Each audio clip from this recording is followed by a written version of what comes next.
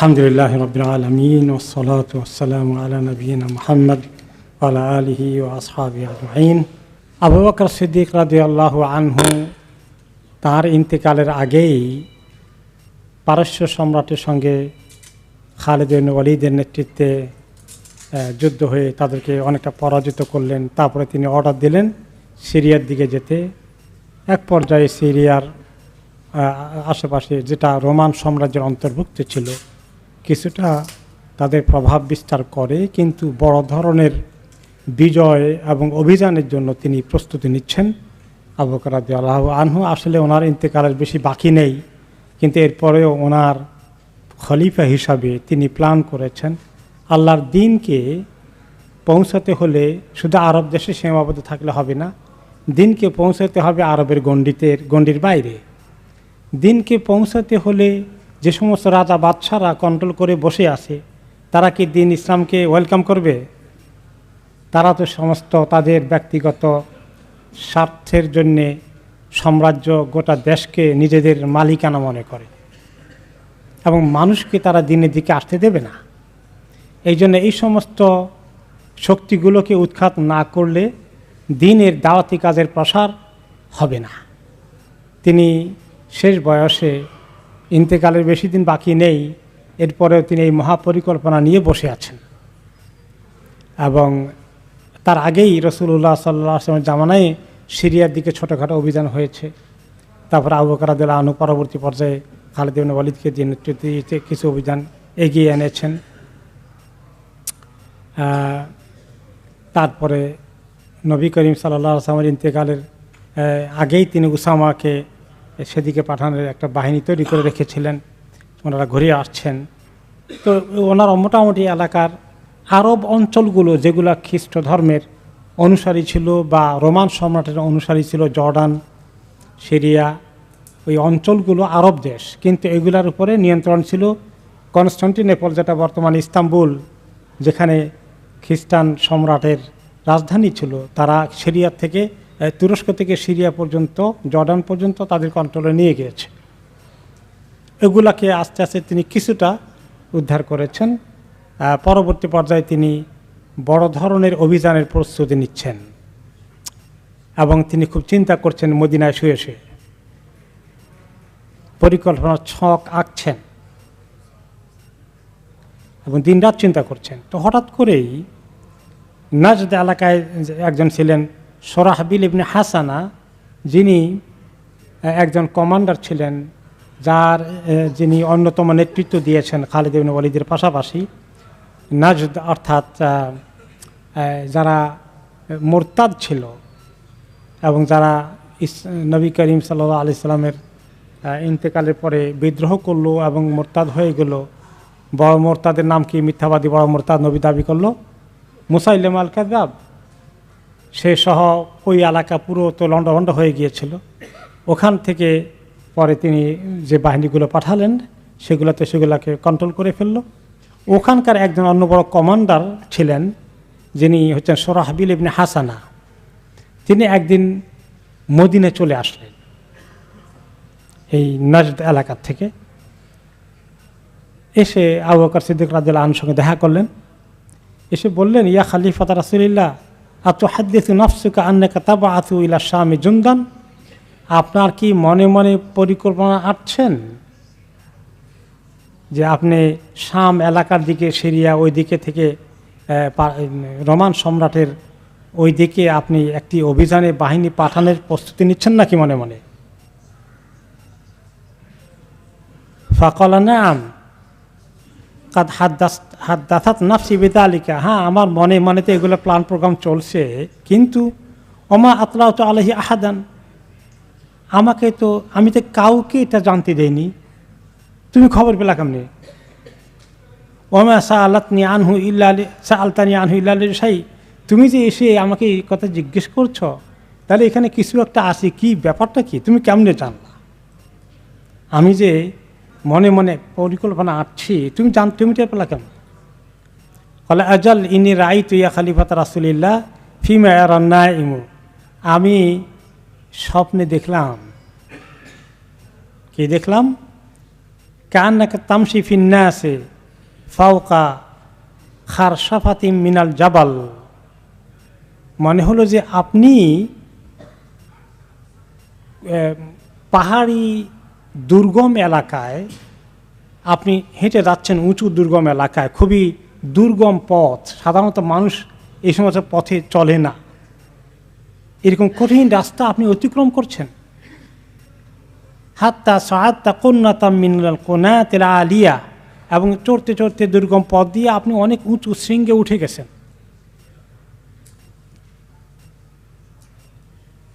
আশরাফতা আলান নাস ওয়া মাআকা আসহাবু, পরে উঠে তিনি সামনের দিকে আপনি অনেক মানুষকে আপনি অ্যাড্রেস করছেন, কথা বলছেন, আপনার সঙ্গে আপনার সঙ্গী সাথীরা রয়েছে।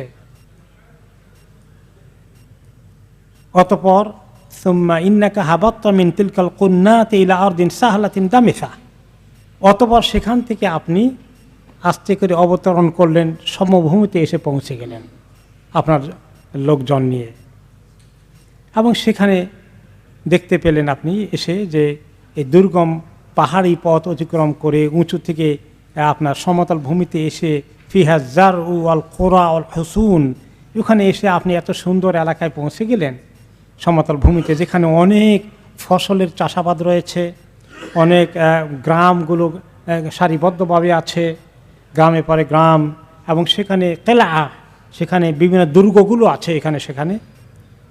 আর এগুলোকে দেখে আপনি বলছেন ফাকুল তালিল মুসলিমিন শান্নুল গারা আলা আদা ইল্লাহ ও আনা দামিনুল্লাহ বিল ফাতহি ওয়াল গানিমা, আর আপনি এসে আপনার সঙ্গে যে মুসলিম বাহিনী আছে তাদেরকে বললেন যে তোমরা এখনই অভিযান শুরু করে দাও, এবং আমি তোমাদেরকে গ্যারান্টি দিচ্ছি ইনশাআল্লাহ আল্লাহ তাআলা তোমাদেরকে বিজয় দান করবেন, গনিমত দান করবেন।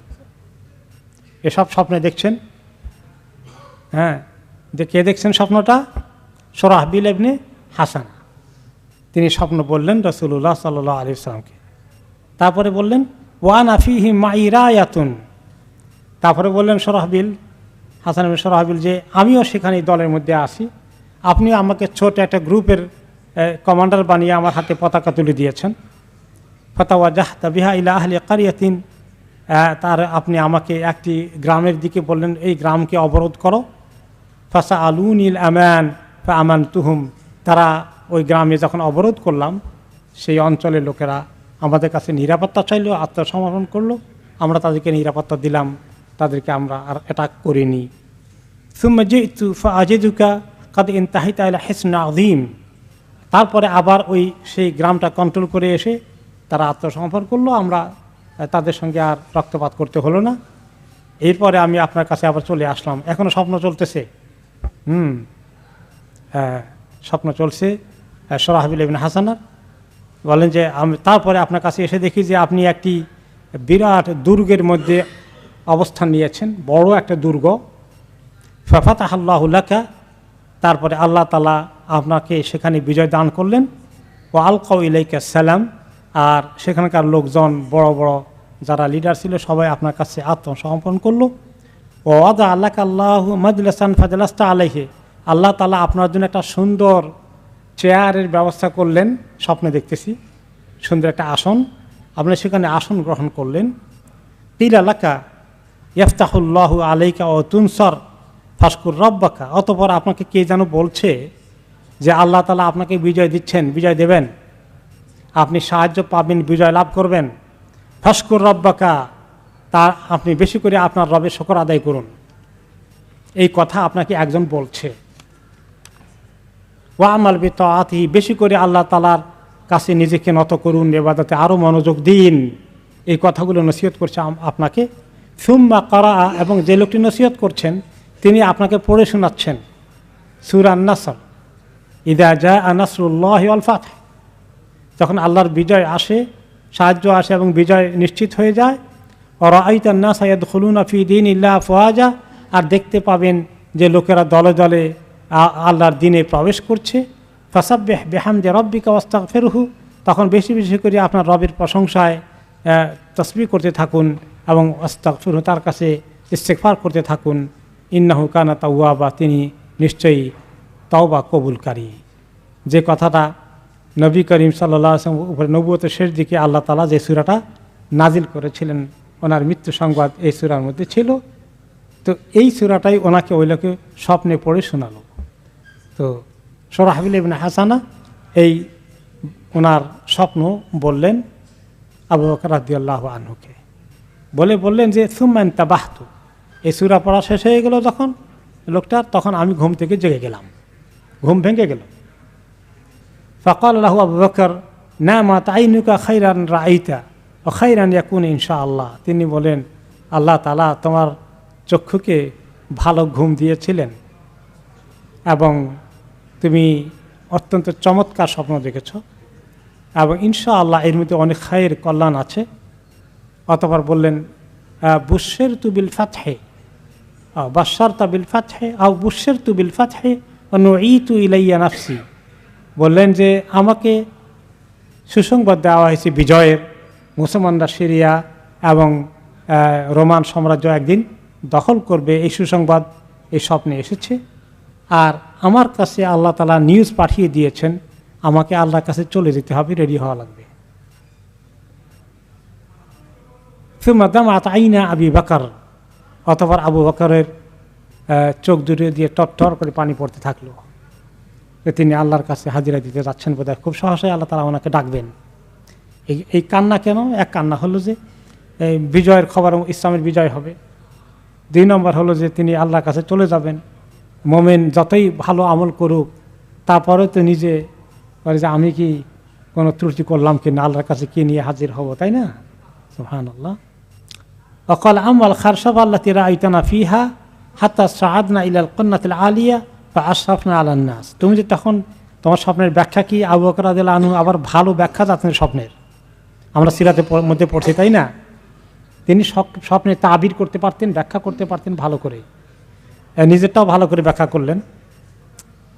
ওনার ব্যাপারে যে স্বপ্ন দেখা হয়েছে যে তুমি যেটা দেখলে যে আমরা দুর্গম পাহাড়ি পর্বত এলাকা অতিক্রম করছি, ওকে, এবং তারপরে এগুলো অতিক্রম করে গিয়ে আমরা লোকদের সামনে হাজির হয়েছি। এটা যখন বললে তা বোঝা গেল যে আমাদের দুশ্মন একেবারে হালকা না। দুশ্মনকে মোকাবিলা করতে হলে আমাদের অনেক রক্তক্ষয় হবে, আমাদের ত্যাগ কোরবানি লাগবে, হ্যাঁ, অনেক। তারপরে অতঃপর ইনশাআল্লাহ এক পর্যায়ে আল্লাহ তাআলা আমাদেরকে চূড়ান্ত মঞ্জিলে পৌঁছিয়ে দিবেন এবং আমাদের বিজয় আল্লাহ তাআলা দিবেন। এরপরে এইটাতে তুমি দেখতে পেলে যে একটি বড় পাহাড়ের উঁচুতে উঠে তারপরে আবার সমতল ভূমিতে যেখানে অনেক সুন্দর ক্ষেত ফসল ইত্যাদি আছে, এইগুলা যেটা হলো যে এতে বোঝা গেল যে আমরা প্রথম দিকে অনেক পাহাড়ি দুর্গম পথ বাধা বিপত্তি শেষ করে অতঃপর আমরা যাব মাশাআল্লাহ এমন সমতল ভূমিতে সুন্দর চাষাবাদ করে যে রাখিয়েছে ওই জায়গাগুলো আল্লাহ তাআলা আমাদের দখলে এনে দেবেন।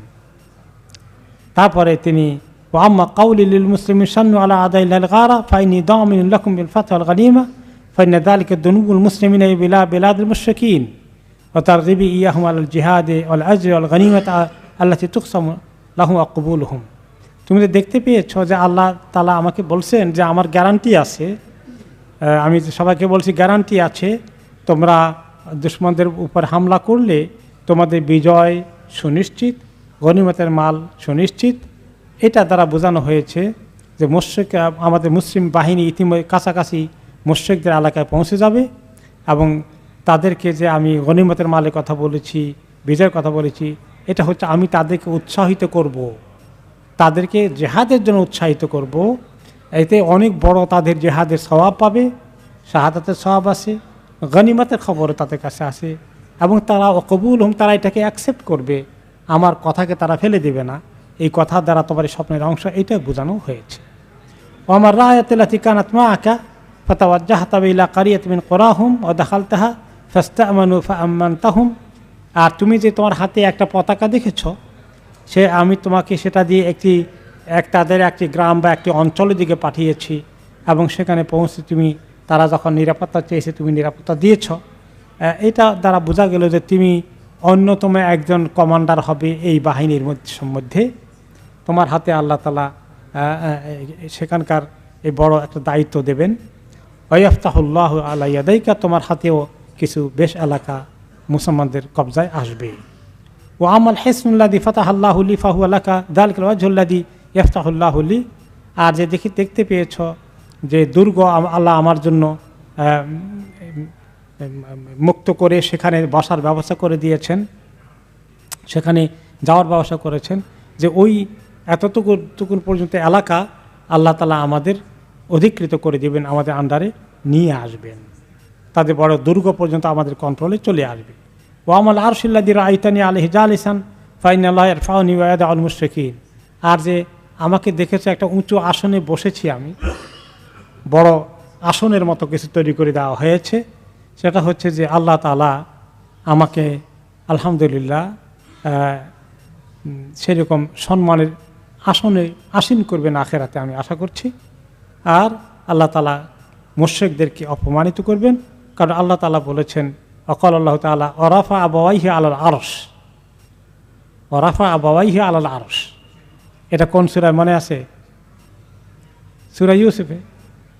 সূরা ইউসুফের মধ্যে ইউসুফ আলাইহিস সালামের কাছে যখন পৌঁছে গেলেন তার মা বাবা, যাওয়ার পরে মা বাবাকে কী করলো, ইউসুফ আলাইহিস সালাম বড় সিংহাসনের আরশের মতো স্টেজের মতো বানিয়ে সেখানে বাবা মাকে সেখানে বসালো। তাহলে বড় আসনে উপবেশন করা, বসা, এটা হলো শানের লক্ষণ আল্লাহর কাছে আমার, আল্লাহ আমাকে এটা দান করবেন।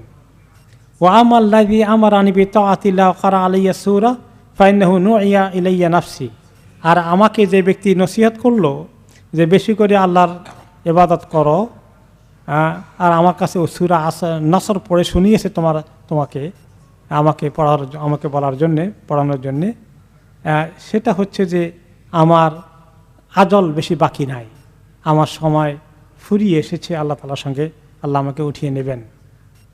ঠিক ওয়াদালিকা, কারণ নবী করিম সাল্লাল্লাহু আলাইহি ওয়াসাল্লামের ইন্তেকালের সময় এই সূরা নাজিল হয়ে সাহাবা ওনাকে পড়ে শুনিয়েছিলেন, সেম জিনিসই আল্লাহ তাআলা আমাকে যখন খবর দিয়েছেন, তার মানে আমার সময়ও ঘনিয়ে এসেছে।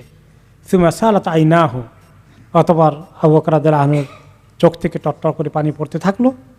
তারপরে বললেন লা আমুরান্না বিল মারুফ ওয়া লা আনহিয়ান্না আনিল মুনকার, আমি অবশ্যই আমর বিল মারুফের কাজ করে যাব আমার যতক্ষণ দম আছে, এবং মুনকার থেকে লোকদেরকে দূরে রাখবো।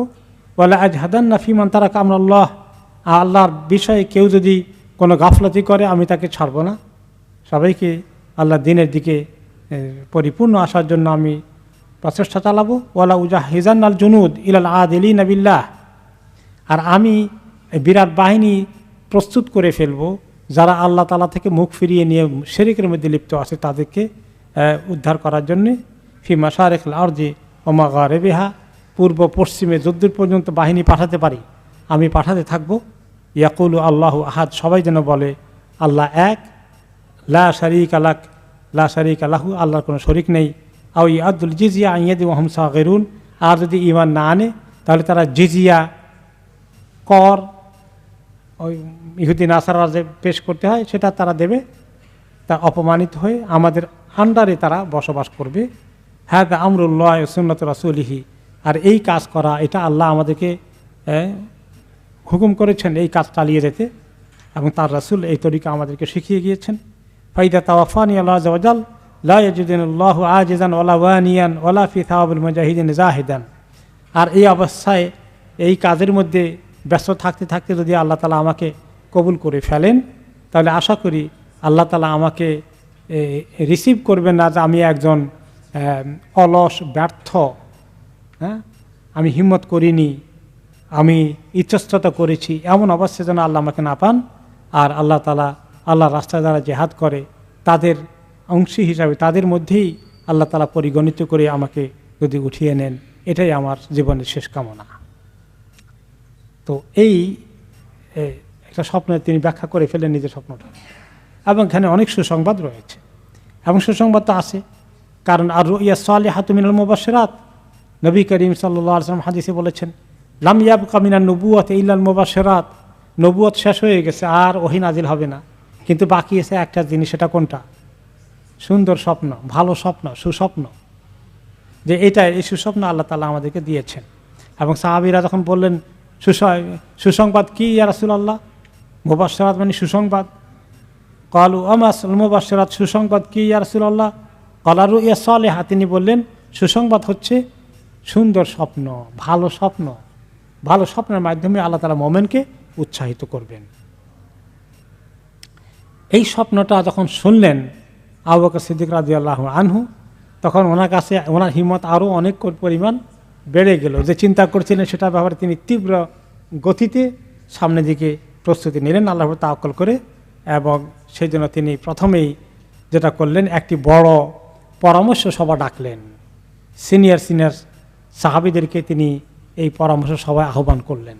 সবাই সঙ্গে মতামত নিয়ে, তিনি ডিকটেটর হিসেবে একতরফা সিদ্ধান্ত চাপিয়ে দেবেন না, তিনি জানেন কি করতে হবে, তবুও সবাইকে সঙ্গ নিয়ে সবাই মতামতকে গ্রহণ করে তিনি এগিয়ে যাবেন। কমপক্ষে মেজরিটি যেন ওনার এই মতামতকে আন্তরিকভাবে অ্যাকসেপ্ট করে, গ্রহণ করে এবং একমত হয়। আর মুসলমানদের যে কোনো সিদ্ধান্ত একতরফা একজনে চাপিয়ে দিলে হবে? এটা কি সুন্দর নিয়ম? কারণ আল্লাহ তাআলা তো শিখিয়ে দিয়েছেন, স্বয়ং নবী করিম সাল্লাল্লাহু আলাইহি ওয়াসাল্লাম বলেছেন, ওয়াশাবিরহুম ফিল আমর। কোনো জরুরি সিদ্ধান্ত নিতে হলে রাষ্ট্রীয়ভাবে আপনি আপনার যারা সাথে আছে সাহাবীগণ, তাদের সঙ্গে পরামর্শ করে সিদ্ধান্ত গ্রহণ করুন। নবীকেও বলেছেন। তাহলে আবু বকর রাদিয়াল্লাহু আনহু তো সেই নবীর অনুসারী, তিনি পরামর্শ করবেন। তিনি একলাই এক্সাইটেড হয়ে গেলে তো হবে না। বাকিরা যদি বলে যে না এটা ঠিক হবে না, তাহলে তো মুশকিল।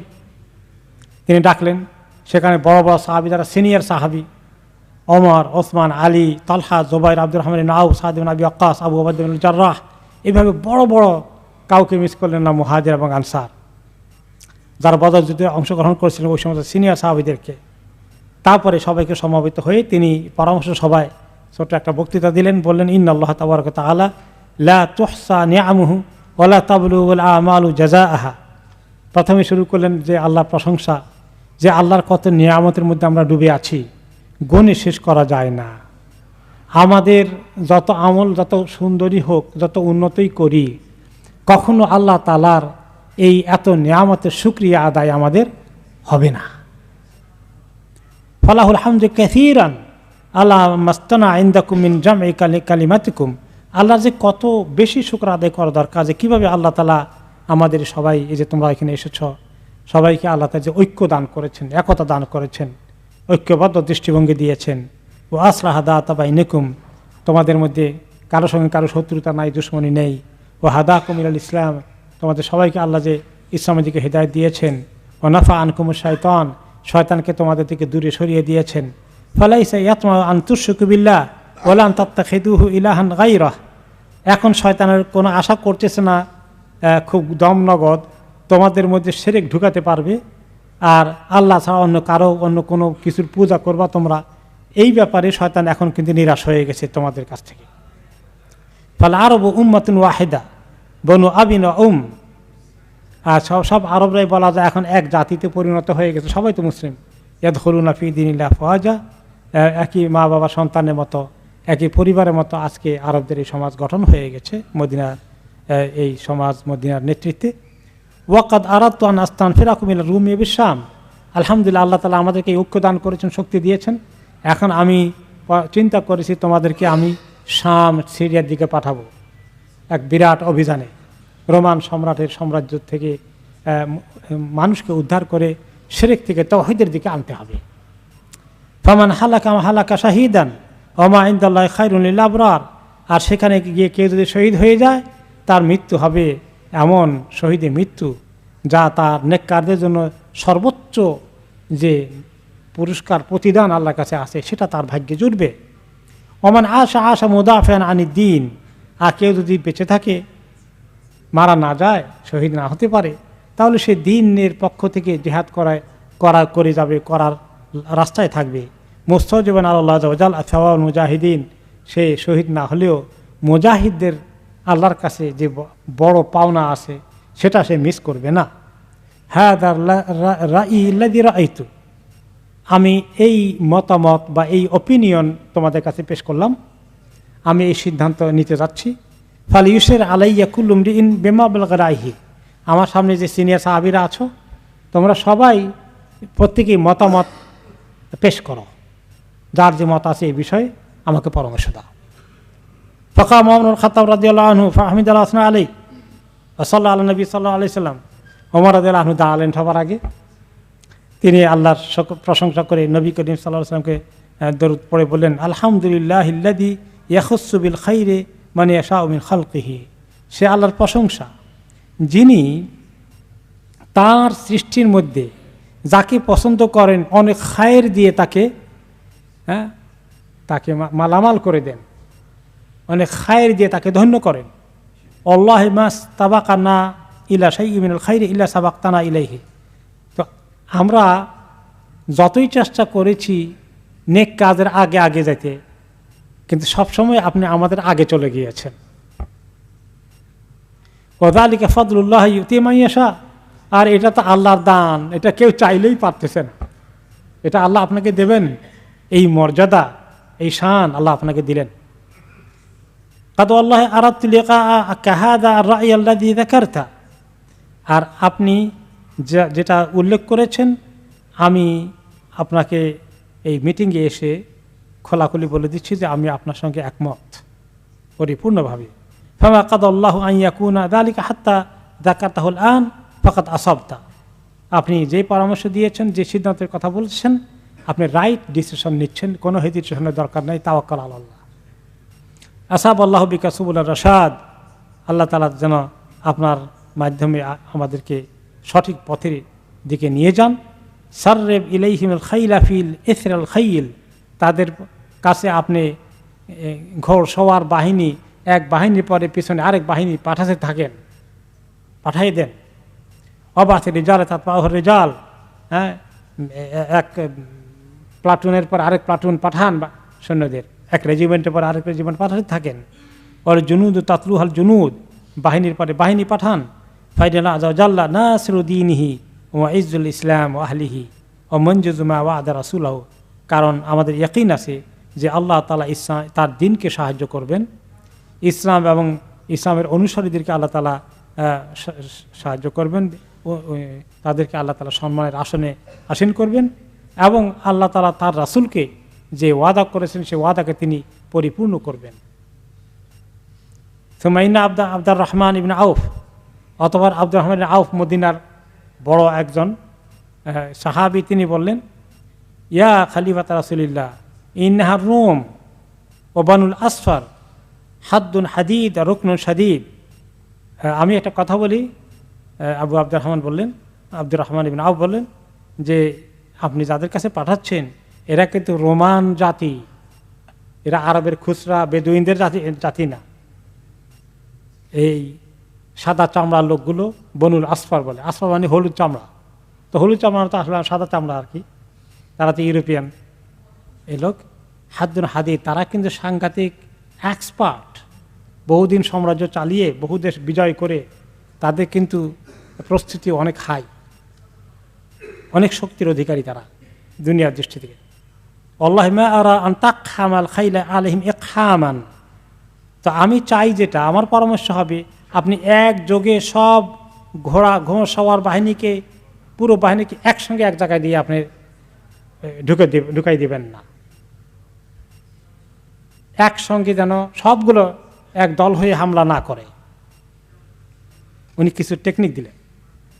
ওয়ালাকিন তাবাহাল খাইলা ফাতুগীরু ফি আদনা আরদিহিম, যে আপনি হঠাৎ করে একটা চৌকস বাহিনী পাঠিয়ে দেন, তারা কিছু একটা হঠাৎ অতর্কিত অভিযান করে কিছু গনিমতের মাল নিয়ে চলে আসলো, তাদেরকে ধাওয়া করেও আসার মতো ওদের আর মোকাবিলা করার মতো সুযোগ দিলেন না। ঝটিকা অভিযান, গেরিলা ফাইটের মতো, তারপরে আবার পেছনে চলে আসবে, তা আমাদের লোকেরা ক্ষতিগ্রস্ত হবে না। সুম্মা তাবাহাতুগীর, তারপরে আবার হঠাৎ করে আরেক জায়গা দিয়ে তারা অপ্রস্তুত, সেখানে আপনি অভিযান চট করে পাঠিয়ে দিলেন। তারা এইভাবে করে কবজা করে চলে আসলো। এভাবে করে করে কয়েকবার করতে করতে যখন তাদের অনেক সৈন্য হঠাৎ করেই অতর্কিতে তারা মারা পড়বে, তারা কিছুটা দুর্বল হয়ে আসবে এবং তাদের ওই অঞ্চলগুলো অটোমেটিক্যালি আমাদের আন্ডারে চলে আসবে, আমাদের বিনা রক্তপাতে অতর্কিত হামলা করে। ফাকাউ বিযালিকা আলা কিতালিহিম, আর এইভাবে আমাদের বাহিনীও উৎসাহিত হবে এবং তারা তাদের দুশমনের মোকাবিলায় লড়াই করতে তাদের মধ্যে অনেক হিম্মত পয়দা হবে। সুম্মা তাবআত ইলা আকাশি আহলাল ইয়ামান ওয়া ইলা রাবিয়া মুদর ফাতুজমিউহুম ইলাইকা। তিনি খুবই গুরুত্বপূর্ণ পরামর্শ দিয়েছেন যে আপনি অতঃপর ইয়ামানের লোকেরা অনেক আগে থেকে কিন্তু তারা অনেকটা সুশিক্ষিত, প্রশিক্ষিত, এবং সেটা কিন্তু মানে মক্কা মদিনা এই নাজদ এলাকা, এখানে তো দেশ বলতে তেমন কিছু ছিল না, বিভিন্ন কবিলা এখানে সেখানে, কিন্তু ইয়ামান কিন্তু অনেক আগে থেকে সাজানো দেশ। সেখানে রাষ্ট্রীয় মেকানিজমটা অনেকটা আগে থেকেই আছে। তো বললেন যে ইয়ামানে যারা মুসলিম হয়েছে তাদের কাছে যান, তাদের সুশিক্ষিত কিছু বাহিনী আমাদের দরকার আছে, এবং রবিয়া মুদর যেগুলো ইয়ামানের আশেপাশেও আছে, এরাও খুবই যুদ্ধবিদ্যা অনেক শিক্ষিত, ওদেরকে ওখান থেকে আপনি বিরাট বাহিনী জোগাড় করে নিয়ে আসেন। ফাইন সেই তাইন দালিকা গাজাও তহম বেনাফসিকা। যখন তারপরে এইভাবে বিরাট প্রস্তুতি ইয়ামান থেকে, তারপরে আপনার রবিয়া এবং মুদর এই সমস্ত এলাকা থেকে আসবে, তখন আপনি চাইলে নিজে তাদেরকে এগুলোকে লিড করে নেতৃত্ব দিয়ে আপনি এগিয়ে যাবেন। তখন গিয়া বড় বাহিনী এইভাবে পাঠাবেন, তার আগে ছোট ছোট অভিযানে এগুলো পাঠাবেন। ওয়াইন সেই তবা আস্তা আলা গাজা গাইরাক। আর আপনি যদি চান মদিনায় থাকবেন, আপনার শরীরে কুলাবে না, তাহলে আবার মদিনার কন্ট্রোলের দরকার আছে, তাহলে আপনি মদিনায় থাকবেন, অন্য কাউকে আপনি সেনাপতি বানিয়ে পাঠাবেন। সুম্মা জালাসা ওয়া সাকাতান নাস। অতঃপর আব্দুর রহমান আউফ বক্তৃতা শেষ করলে ওনার পরামর্শ দিয়ে বসলেন। ওয়া সাকাতান নাস, আর সবাই চুপ করে আছে।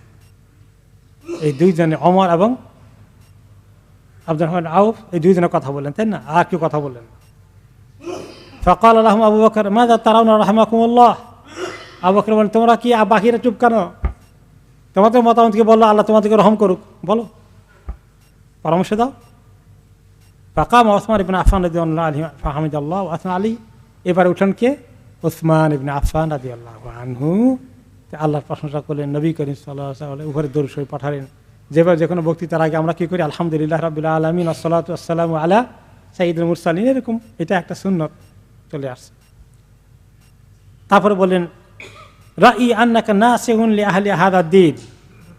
আমার পরামর্শ হচ্ছে আপনি এই দ্বীনের যারা অনুসারী তাদের একান্ত কল্যাণকামী আমি জানি। এই মুসলিম উম্মার আপনি কত বড় কল্যাণকামী। আলাইহিম শাফিক, তাদের প্রতি আপনি অনেক দরদ দেল, অনেক দয়া আপনার আছে। ফাইদা রাআইতা রাইয়ান আলিমতাহু রুশদান ওয়া সালাহান ওয়া খাইরান। আপনি যদি কোনো ব্যাপারে একমাত্র আপনার নিজের ভিতরে সিদ্ধান্ত নেওয়ার একটা ভাব আসে, আপনি রাইট মনে করেন, এটাকে ভালো মনে করেন, তাহলে ফাআজিম আলা ইমদাহি গায়রি দানিনিন ওয়ালা মুত্তাহাম। তাহলে আপনি এগিয়ে যেতে পারেন, কোনো হেজিটেশনের দরকার নেই, কোনো দ্বিধাদ্বন্দ্ব লাগবে না। কারণ আমরা সবাই জানি আপনি এই উম্মতের কল্যাণকামী, উম্মতকে আপনি খামাকা বিপদে ঠেলে দিতে চান না, আপনি তাদের একান্ত কল্যাণকামী, আপনার কোনো সিদ্ধান্তই উম্মতের জন্য ক্ষতির কারণ হবে না, এইটা আমরা সবাই একমত। তারপরে এবার তালহা, জুবাইর, সাদ ও আবু উবাইদা ইবনে জাররাহ ও সাঈদ ইবনে যায়েদ, এর অনেক বড় বড় লিডার, সবাই মুহাজির আনসারদের নেতৃত্বস্থানীয়গুলা সবাই মোটামুটি কিছু কথাবার্তা এই লাইনে বললেন। তারা বললেন যে সাদাকা ওসমান ফিমা ক্বাল। সবাই বললেন যে ওই যে ওসমান যে কথা বলেছেন ঠিক বলেছেন, আপনার সিদ্ধান্ত এই উম্মতের কোনো ক্ষতির জন্য নেন না, আপনি আপনার সিদ্ধান্ত উম্মতের জন্য অবশ্যই কল্যাণ হবে, এটা ভেবেই আপনি সিদ্ধান্ত নেন। মা রাআইতা মান রাআ ফামদিহি ফাইন্না সামিউনা লাকা মুতিউনা লা নুখালিফু আমরাক। মা রাআইতা মিন রাইন ফামদিহ। যা আপনি মতামত ঠিক করেছেন, আপনার সিদ্ধান্ত, তাহলে আপনি এগিয়ে যান, আমরা সবাই আপনার সমস্ত কথাকে অক্ষরে অক্ষরে পালন করব, আমরা কেউ আপনার সঙ্গে দ্বিমত পোষণ করব না। আপনি সিদ্ধান্ত নিয়ে ফেলেন, এগিয়ে যেতে পারেন। ওলা নাত্তাহিমু রাইয়াকা ওলা নাতাখাল্লাফু আন দাওয়াতিকা। আপনার এই মতামতের ব্যাপারে আমাদের কোনো খারাপ কোনো মন্তব্য থাকবে না, এবং আমরা আপনি আহ্বান করলে কেউ আমরা পিছনে বসে থাকবে না, সবাই অংশগ্রহণ করব। এভাবে তারপরে আলী রাদিয়াল্লাহু আনহু উঠলেন, তিনিও কথা বললেন এই সেমি লাইনে। না, আলী রাদিয়াল্লাহু তাআলা আনহু কথা না বলে চুপ করে বসে আছেন, বাকিরা কথা বলল। তখন তিনি বললেন,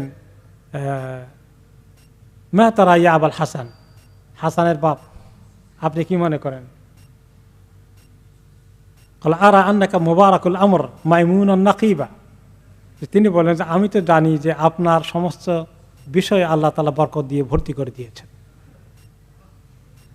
আপনার রায়, আপনার সিদ্ধান্ত কোনোটাই অহেতুক নয়, কোনোটাই দ্বিমত করার মতো নয়, আপত্তি করার মতো নয়। ওয়াইন্নাকা ইনসিরতা ইলাইহিম বিনাফসিকা আও বাআসা ইলাইহিম নুসরাতা ইনশাআল্লাহ, আপনি যদি নিজে এটাকে লিড করে নিয়ে যান অথবা কাউকে কমান্ডার ইন চিফ করে দায়িত্ব দিয়ে দেন, আমার বিশ্বাস ইনশাআল্লাহ আপনি অবশ্যই বিজয় লাভ করবেন।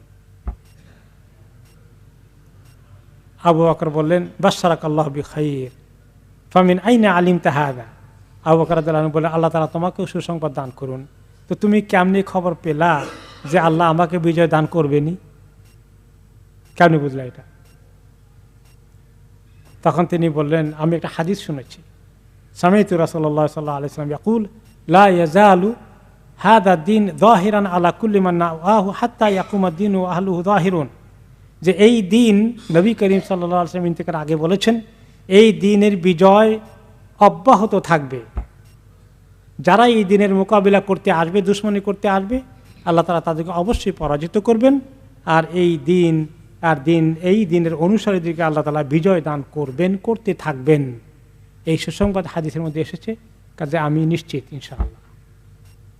আবু বকর বললেন তিনি এই হাদিস আর শুনেন নাই। সুবহানাল্লাহ, মা আহসানা হাযাল হাদিস, এত সুন্দর হাদিস আমি তো শুনি নাই। তিনি আরো উৎসাহিত হলেন হাদিস শুনে। লাকাদ সারারতানি সাররাকাল্লাহু বিহা ফিদ দুনিয়া ওয়াল আখিরাহ, তুমি হাদিসটি শুনিয়ে আমাকে এত খুশি করলে, আল্লাহ তাআলা তোমাকে দুনিয়া আখিরাতে খুশি করুন। অথবা আবু বকর রাদিয়াল্লাহু তাআলা আনহু এবার জানালেন সবার পরামর্শ সে ফাইনাল বক্তব্য দেওয়ার জন্য। তারপরে তিনি আল্লাহর প্রশংসা করলেন, নবী করিম সাল্লাল্লাহু আলাইহি ওয়াসাল্লাম দরুদ পেশ করলেন। এরপরে বললেন ইয়া আইয়ুহান নাস ইন্নাল্লাহা কাদ আনআমা আলাইকুম বিল ইসলাম ওয়া আযযাকুম বিল জিহাদ, আল্লাহ তাআলা তোমাদেরকে ইসলাম দ্বারা, ইসলামের নিয়ামত দ্বারা ধন্য করেছেন, আর জিহাদ দ্বারা আল্লাহ তাআলা তোমাদেরকে সম্মানের আসনে বসিয়েছেন। ওয়া ফাদ্দালাকুম বিহাদা দ্বীন আলা আহলি কুল্লি দ্বীন, দুনিয়ার যত দিন ধর্ম আছে সবগুলোকে বাদ দিয়ে আল্লাহ তাআলা তোমাদের এই দিনকেই একমাত্র কবুল করেছেন। আল্লাহ বলছেন ওয়ারাদিতু লাকুমুল ইসলামা দীনা ফাতাজাহাজু ইবাদাল্লাহ ইলা গাযওয়ির রূম বিশাম, রোমান শক্তির বিরুদ্ধে যুদ্ধ করার জন্য সিরিয়ার দিকে যেতে হে আল্লাহর বান্দারা সবাই রেডি হয়ে যাও। ফাইন্নী মুআম্মিরুন আলাইকুম উমারা, আমি তোমাদের জন্য একজন মানে যে কয়জন লাগে কমান্ডার ঠিক করে দিচ্ছি, উনি পরিকল্পনা করবেন কাকে কোন কমান্ডের দায়িত্ব দিবেন। ওয়া আকিদুন লাহুম আলাইকুম ফাতিউ রাব্বাকুম ওয়া লা তুখালিফু উমারাআকুম, আমি যাকে যাকে যে আমির বানিয়ে দেই, কমান্ডার বানিয়ে দেই, তার আন্ডারে যাদেরকে দেই, সবাই তোমরা আমার সঙ্গে চুক্তি করো, কথা বলো, একমত হও যে তোমরা সেই কমান্ডারের পরিপূর্ণ আনুগত্য করবে, কমান্ড মেনে চলবে, কেউ বিরোধিতা করবে না, এই কথা দাও। ওয়াল তাহসুন নিয়াতুকুম ওয়া সিরাতুকুম ওয়া তা'মাতুকুম, তোমাদের নিয়ত যেন সহি হয় আল্লাহকে খুশি করার জন্য, আল্লাহ সন্তুষ্টি অর্জনের জন্য, দুনিয়ার গনিমত পাওয়া, লিডারি পাওয়া, পজিশন পাওয়া, এগুলোর দিকে যেন কোনো মনোযোগ যেন না যায়। তোমাদের আচার ব্যবহার, আমল, আখলাক, এগুলো যেন তোমাদের খুব সুন্দর হয়। তোমাদের খাবার দাবার খেয়াল করো, এগুলো যেন হক হালাল হয়, কখনোই যেন হারামের দিকে তোমাদের হাত না বাড়ো। ফাইনাল্লাহা মা আল্লাযিনা তাকাউ ওয়াল্লাযিনা হুম মুহসিনুন, কাজে আল্লাহ তাআলা তাদের সাথে আছেন যারা মুত্তাকি এবং যারা নেক কর্ম করে যায়, তাদের সঙ্গে আল্লাহ আছেন। যদি তোমাদের তাকওয়া থাকে আর নেক কাজে ব্যস্ত থাকো, আল্লাহ তোমাদের সঙ্গে আছেন। অতঃপর ওমর আবু বকর রাদিয়াল্লাহু আনহু অর্ডার দিলেন বেলাল রাদিয়াল্লাহু আনহুকে যে পাড়ায় পাড়ায় অ্যানাউন্স করে আসো, আনফিরু ইলা জিহাদে আদুওয়াকুম রুম বিশাম, সবাই রেডি হয়ে আসো, যাদের সক্ষমতা আছে শামে যেতে হবে রোমান সম্রাটের বিরুদ্ধে জিহাদে শরীক হতে। এতে আমরা দেখলাম যে তিনি কিভাবে, ওনার রায় তো আছে, কিন্তু তিনি সাথে করে সবাইকে পাওয়ার জন্য তিনি পরামর্শ করলেন। এটাই মুসলিম, একজন পরিপূর্ণ মুসলিম নেতা যিনি হবেন, তিনি একটা সিদ্ধান্ত ভালো মনে করলেই চাপিয়ে দেবেন না, সবার সঙ্গে আলাপ আলোচনা করে সবার মতামত শুনে সবাইকে যদি সবাই একমত হয়ে যায় সেদিকে নেওয়ার জন্য তিনি চেষ্টা করবেন। কারণ নেতার কাছে যে চিন্তা ভাবনা থাকে সবার কাছে এরকম থাকে না, কিন্তু সেটা আবার চাপিয়ে দিবেন না, সবাইকে কথা বলার সুযোগ দিবেন। বিভিন্ন রকমের মতামত আসবে, তারপরে তিনি সিদ্ধান্ত করবেন। কারণ ওয়ামরুহুম শুরা বাইনাহুম, আল্লাহ তাআলা কি বলেছেন, মুসলমানদের কাজগুলো পারস্পরিক পরামর্শের ভিত্তিতে সিদ্ধান্ত নিতে হবে। ওয়াশাওিরহুম ফিল আমর, আরেক আয়াতে তিনি বলেছেন যে যে কোনো বিষয় হে নবী আপনি তাদের সঙ্গে পরামর্শ করুন। যদি নবী করিম সাল্লাল্লাহু আলাইহি ওয়াসাল্লামকে পরামর্শ করতে বলেন, তাহলে যারা নবী নয় মুসলিম নেতৃত্বের আসনে বসে তাদের জনগণের সাথে তার যারা রিলেভেন্ট পিপল তাদের সঙ্গে পরামর্শ কত জরুরি। এভাবেই নবী করিম সাল্লাল্লাহু আলাইহি ওয়াসাল্লামের সুন্নতকে তিনি সামনে রাখলেন। অথবা ওই যে পরামর্শ দিয়েছিলেন আব্দুর রহমান ইবনে আউফ যে ইয়ামানের লোকদেরকে সাথে নিতে হবে, তারা সুশিক্ষিত বাহিনী, তাদের অনেক স্কিল আছে, তাদেরকে কিভাবে জোগাড় করা যায়। আবু বকর সিদ্দিক রাদিয়াল্লাহু আনহু তাদের কাছে তিনি খেতাব চিঠিপত্র লিখে, তাদের তো একটি দেশ ছিল না, এটা ছিল অনেকগুলো দেশের সমষ্টি। কারণ তখনকার জামানায় ইয়ামানে এটা এক দেশ ছিল না, বিভিন্ন এলাকায়, এই এলাকায় একজন আমির আছে, ওই কবিরার আমির আছে, এরকম কয়েক ভাগে বিভক্ত ছিল। তিনি প্রত্যেকটি আমির, লোকাল লিডার, তাদের কাছে তিনি চিঠি লিখে পাঠিয়েছেন। লিখলেন বিসমিল্লাহির রহমানির রহিম, চিঠির শুরুতে মিন খলিফাত রাসূলিল্লাহ ইলা মান কুরিয়া আলাইহি কিতাবি হাদা মিনাল মুমিনিনা ওয়াল মুসলিমিনা মিন আহলিল ইয়ামান। আল্লাহর রাসূলের খলিফার পক্ষ থেকে এই কিতাব, এই চিঠি যাদেরকে পাঠ করা হবে ইয়ামানবাসী মুমিন মুসলমানদের কাছে, এই হলো চিঠি শুরু। সালামুন আলাইকুম, সবাইকে সালাম। ফাইনি আহমাদুল ইলাইকুমুল্লাহ আল্লাযী লা ইলাহা ইল্লা হু, আমি তোমাদের কাছে আল্লাহ সে শুকর আদায় করছি যিনি ছাড়া কোনো মাবুদ নেই। আম্মা বাদ, অতঃপর ফাইন আল্লাহ তাআলা কাতাবাল মুমিনাল জিহাদ, আল্লাহ তাআলা মুমিনদের উপর জিহাদকে ফরজ করে দিয়েছেন। ও আমার এনফিরু খিফাফা ওয়া থিকালা, কোরআনে বলেছেন তোমরা এনফিরু খিফাফা ওয়া থিকালা, এনফিরু ফি সাবিলিল্লাহ খিফাফা ওয়া থিকালা, আল্লাহর রাস্তায় তোমরা হালকা পাতলা যাই কিছু আছে ভারী হালকা অস্ত্র নিয়ে বের হয়ে যাও।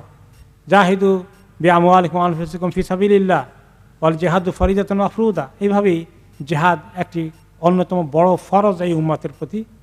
সওয়াবুহু ইনদাল্লাহি আযীম, তার পুরস্কার অনেক বড় আল্লাহ তাআলার কাছে যারা জিহাদে অংশগ্রহণ করবে। ওয়াকাদ ইস্তানফারনা মিন কিবালানা মিনাল মুসলিমিনা ইলা জিহাদি রুমি বিশ-শাম, আমরা এখানে আমাদের মদিনায় আহ্বান করেছি শাম দেশে যেতে, রোমান সম্রাটের বিরুদ্ধে জিহাদ করতে আমাদের লোকেরা। ওয়াকাদ সারাউ ইলা যালিকা, তারা সবাই সাড়া দিয়েছে। ওয়া আসকারু ওয়া খারাজু, এবং তারা সবাই মোটামুটি সামরিক প্রস্তুতি নিয়ে ফেলেছে এবং তারা বের হয়ে গেছে। হাসনাত বিযালিকা নিয়াতুহুম, এবং তারা সঠিক নিয়তে সবাই সিদ্ধান্ত নিয়েছে, বেরিয়েছে। ওয়াদুমাত ফিল খাইরি হিসবাতুহুম, আশা করা যায় আল্লাহর কাছে তাদের খায়ের অনেক বড় হয়ে যাবে। ফাসারি ইবাদুল্লাহ ইলা মা সারাউ ইলাইহি, তোমরাও হে আল্লাহর বান্দারা ইয়ামানবাসী তাদের সঙ্গে যোগ দাও এবং এই সৈন্যবাহিনীতে ঢুকে পড়ো। ওয়াল তুহসিন নিয়াতুকুম ফিহি, তোমরা সবাই কিন্তু সুন্দর নিয়ত করে ঢুকবা। ফাইন্নাকুম ইলা ইহদাল হুসনাইয়াইন ইম্মা শাহাদা ইম্মা আল ফাতহা ওয়াল গানিমা, তোমাদেরকে সঠিক নিয়তে যুদ্ধে অংশগ্রহণ করলে আল্লাহ তাআলা যে কোনো দুইটার যে কোনো একটা বড় পুরস্কার দিবেন। বাঁচলে গাজী, মরলে শহীদ। গাজী হলে অনেক বড় গনিমতের মাল অর্জন করবে, আর মৃত্যুবরণ করলে শহীদ হয়ে যাবে। ফাইন আল্লাহ তাবারাক তাআলা লাম ইয়ারদা মিন ইবাদিল কাউলি দুনাল আমল, আল্লাহ তাআলা বান্দাদের কাছে শুধু মুখের দাবি করে ঈমান প্রমাণ করলে হবে না, কাজে পরিণত করে দেখাতে হবে। আল্লাহর রাস্তায় ডাক এসেছে, এখন তোমরা সাড়া দিয়ে মুসলিম যখন হয়েছ, এই জিহাদে ডাকে সাড়া দিয়ে তোমরা প্রমাণ করে দেখাও আল্লাহর কাছে যে তোমরা সত্যিকার মুমিন।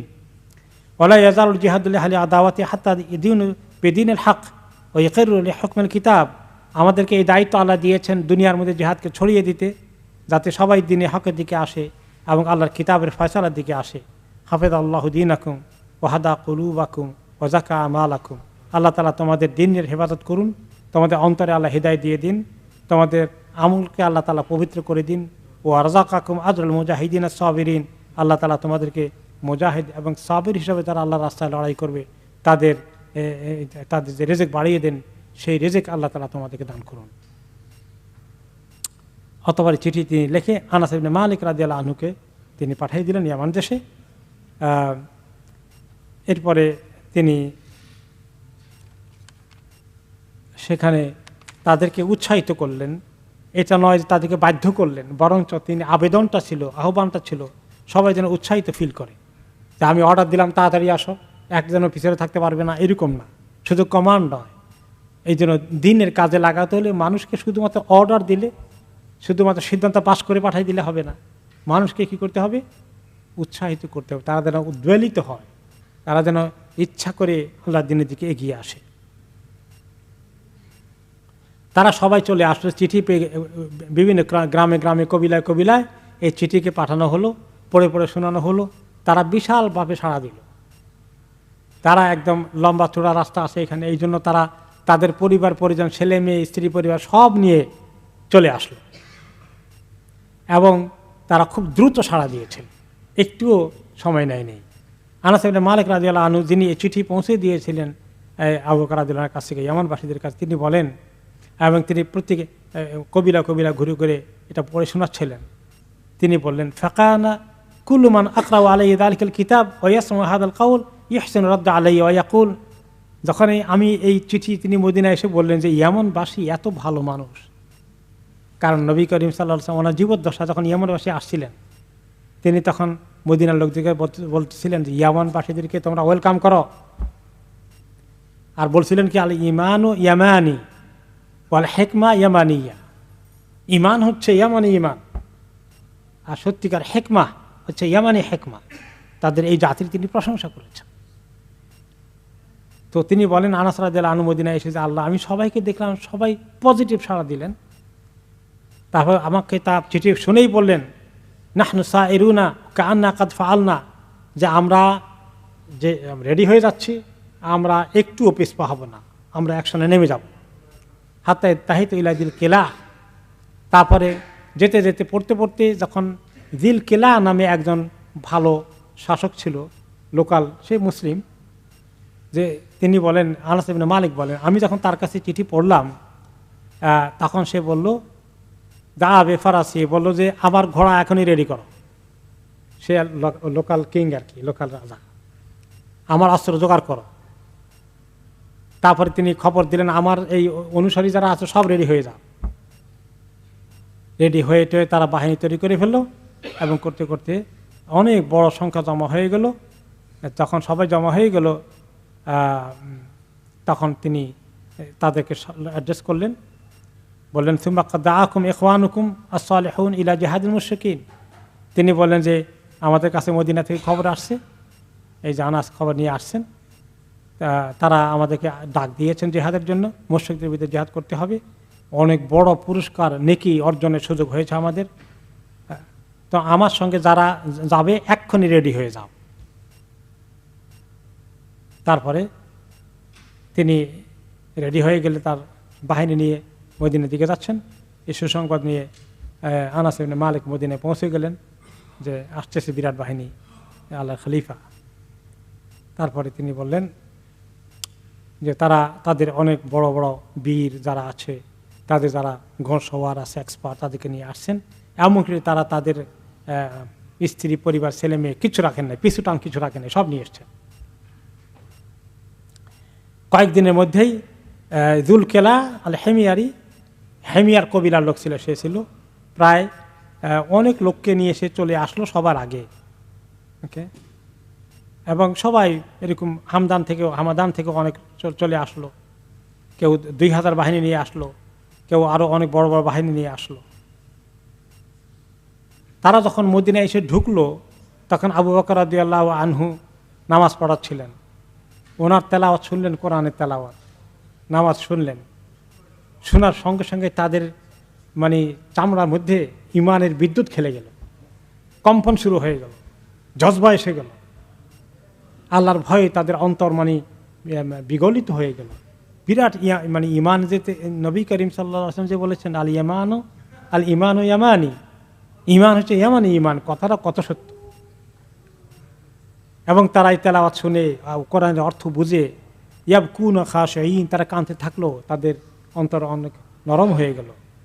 তাদের অবস্থা দেখে আবু বকর রাদিয়াল্লাহু তাআলা নিজে কাঁদতে থাকলেন। সুবহানাল্লাহ, মদিনা থেকে এত দূরে থেকে তারা ইসলামের এতটুকু সন্ধান পেয়ে তাদের ইমান এত মজবুত, এত খাঁটি, এটা দেখে আনন্দে খুশিতে ওনার চোখে পানি চলে আসলো। তারপরে তিনি বললেন, একটা মন্তব্য করলেন, ক্বালা হাকাযা কুন্না সুম্মা কাসাতিল কুলুব, তিনি বলেন এরকম আমরাও ছিলাম প্রথম দিন ইসলামকে পেয়ে, অতঃপর আমাদের মধ্যে অনেকের অন্তর শক্ত হয়ে গেল। সাবধান করলেন যে প্রথম ইসলাম পেয়ে মুসলিমরা খুব আবেগপ্রবণ হয়ে যায়, পরে অনেকেই আস্তে আস্তে এগোতে থাকে, কেউ আরও সময় বেশি নেয়, কেউ দ্রুত গতিতে আসে। বললেন যে খেয়াল রেখো, এই যে তোমাদের ইমানের জজবা এটা যেন টিকে থাকে, জোশ যেন আবার ঠান্ডা না হয়ে যায়, এটা তাদেরকে তিনি দৃষ্টি আকর্ষণ করলেন। এরপরে এই প্রথমবারের মতো যুলকেলা আল হেমিয়ারি, তাদের বাদশাহ হেমিয়ার এলাকার রাজা, এই প্রথম মিট করলেন কাকে? আবু বকর রাদিয়াল্লাহু আনহুকে প্রথম দেখলেন। দেখে উনি তো শকড, এত বড় খলিফা আল্লাহ রসুলের, শাইখান নাহিলান, এতবার চিকনা মানুষ একটা, তো লিডার হলে তো বড় সড়ো হবে গায়ে গোটায়, মারুক আলওয়াজ, চেহারার মধ্যে তেমন কোনো মানে এত গ্লেজ কিছু নাই, ঘাম ঝরতেছে চেহারা থেকে, আলাইহি সাওবুন খাসেন, আর একেবারে মোটা, অতি নগণ্য, খুব দামি কোনো স্যুট টুট না, সাধারণ জামা কাপড় গায়ে পরা, এত বড় খলিফার আসনে যিনি আছেন। ওয়ালা শাই ইস্তাউ মিন সিয়াবিহি, ঝলক মারার মতো কিছুই গায়ে দেন নাই, বরঞ্চ তার চেহারা থেকে মনে হয় নূর বেরিয়ে আসছে, নূরের ঝলক তিনি দেখতে পেলেন আবু বকরের চেহারায়। আর যুলকেলা যিনি ইয়ামান থেকে এসেছেন, উনি আসছিলেন প্রায় 1000 ঘোড়সওয়ার বাহিনী ওনার পিছনে আছে। তার মাথার মধ্যে অনেক দামি মুকুট রাজা হিসাবে, গায়ের মধ্যে অনেক মণি মুক্তার আলখেল্লা পরানো আছে এগুলা, এবং সোনার কি বলে এমব্রয়ডারি করা তার সেই গায়ের উপরের গাউনের মধ্যে, তার মধ্যে আবার কত মণিমুক্তা খচিত আছে, এগুলো মুকুটের মধ্যে আছে, এই গায়ের উপরের যে আবায়া আছে তার মধ্যে এত কিছু খচিত আছে। যখন তিনি আবু বকর রাদিয়াল্লাহু আনহুকে দেখলেন যে এত বড় খলিফার এই কাপড় চোপড়, তখন তিনি লজ্জিত হয়ে গেলেন, এবং আবু বকর রাদিয়াল্লাহু আনহুর প্রতি ওনার এত শ্রদ্ধা সম্মান বেড়ে গেল, এবং তিনি শেষ পর্যন্ত চিন্তা করলেন যে আমার গায়ে এগুলো শোভা পায় না, মদিনার মার্কেটে গিয়ে এগুলো বিক্রি করে দিলেন, এবং সেই টাকা জিহাদের কাজে খরচ করার জন্য সিদ্ধান্ত নিলেন। তারপরে দেখা গেল যে সে ঠিক একেবারে সাধারণ অল্প মূল্যের এই হালকা মোটা কাপড় পরে তিনি মদিনার রাস্তায় হাঁটছেন, আর সেই দামি আলখেল্লা ওনার কাছে নেই। তো সবাই অকালুল্লাহু ফাদাহতানা বাইনাল মুহাজিরিন ওয়াল আনসার, ওনার যারা অনুসারী ছিল প্রজারা বলল যে আপনি আমাদের এত সম্মানিত রাজা, এখন মদিনার মুহাজির আনসারদের কাছে তো আপনি আমাদেরকে একেবারে ছোট করে দিলেন, কারণ আপনার শান তো আমাদের শান, যার যেরকম বোঝার কি, আপনি একটু বড় শান নিয়ে চলবেন, তাহলে তো তারা বুঝবে যে আমরা কোন এলাকা থেকে আসছি। তখন তিনি বললেন ফাআরাতুমান আকুনা জাব্বারান ফিল জাহিলিয়া জাব্বারান ফিল ইসলাম, আমি জাহিলি সমাজে যেরকম অনেক বড় প্রতাপশালী ছিলাম, ইসলাম কবুল করার পরে এখন প্রতাপশালী দেখতে চাও আমাকে তোমরা? প্রতাপশালী তো আর আমি না, প্রতাপশালী তো আল্লাহ। হ্যাঁ লা আল্লাহ, আল্লাহর কসম, লা তাকুনু তাআতান রব ইল্লা বিত্তাওয়াদি ওয়া যুহদি ফি হাদিদ দুনিয়া। তার এমন চেঞ্জ হয়ে গেল যে আল্লাহ তাআলার আসল আনুগত্য করতে হলে কি করতে হবে? নিজেদেরকে বিনয়ী হয়ে যেতে হবে, এবং দুনিয়ার এই সমস্ত চমকদার জিনিসের দিকে আর নজর দেওয়া যাবে না। তার ভিতরে এই বিরাট পরিবর্তন হয়ে গেল। এভাবেই যুলকেলাকে দেখে দেখে আরও যারা ছিল বিভিন্ন এলাকার রাজা বাদশাহ জমিদাররা, সবাই তাদের সেম এগুলো খুলে আলখেল্লা খুলে বিক্রি করে দিয়ে আল্লাহ রাস্তায় খরচ করে নিজেরা সাদামাটা কাপড় পরে আসলো। তো আবু বকর রাদিয়াল্লাহু তাআলা আনহুকে দেখে তাদের মধ্যে এই পরিবর্তন হয়েছে। তাহলে কেমন আল্লাহর বান্দা ছিলেন তিনি? নবী করিম সাল্লাল্লাহু আলাইহি ওয়াসাল্লাম পরে মানুষকে ইসলামের দিকে আকর্ষণ করার মতো এই নিয়ামত আল্লাহ কাকে দিয়েছেন? আবু বকর রাদিয়াল্লাহু আনহু। তাঁর সুবহানাল্লাহ, যে এই আলহামদুলিল্লাহ ব্যক্তিত্ব, তার ঈমান, তার তাকওয়া, এগুলো মানে বক্তৃতার জিনিস শুধু নয়, তাই না? তিনি ইসলামের সবচেয়ে বড় সুন্দর রিপ্রেজেন্টেটিভ ছিলেন, প্রতিনিধিত্ব করেছেন ইসলামের পরে। যেভাবে নবী করিম সাল্লাল্লাহু আলাইহি ওয়াসাল্লামকে দেখলে মানুষ ইসলামের দিকে ঝুঁকে পড়তো, ঠিক তেমনি ওনার পরে আবু বকর রাদিয়াল্লাহু আনহুকে দেখলে ইসলামের দিকে মানুষ ঝুঁকে পড়ছে। এবং এই ইসলামের দিকে আহ্বানটা বক্তৃতার মাধ্যমে আসে নাই, ওনার সিরত দেখে, ওনার সুরত দেখে এসেছে। তো এভাবে আলহামদুলিল্লাহ তাদের মধ্যে অনেক বড় পরিবর্তন এসেগুলো। তারা সবাই আলহামদুলিল্লাহ আবু বকর রাদিয়াল্লাহু আনহুকে অনুসরণ করলেন এবং এইভাবে আল্লাহ তাআলা ওনাকে সিদ্ধান্ত নেওয়ার তৌফিক দিলেন। এরপরে তিনি এবার সবাইকে জমায়েত হওয়ার পরে মদিনাবাসী, ইয়ামানবাসী সবগুলোকে তিনি এবার লাইন করলেন। তিনি কয়েকটি ব্যাটালিয়নে ভাগ করে দিলেন। সেই অনেকগুলো ব্যাটালিয়ন তিনি ঠিক করে দিলেন, কার কে কোনটা কমান্ড করবে, কার নেতৃত্বে কে থাকবে, সবগুলোকে প্রায় অনেকগুলো লিডার তিনি ঠিক করে দিলেন মদিনা থেকেই। মিনারের সুর কি তুমি শোনো না, সুপথের ডাক কি তুমি বোঝো না, বাগানের ফুল কি তুমি দেখো না, নাজাতের পথ কি তুমি খোঁজো না।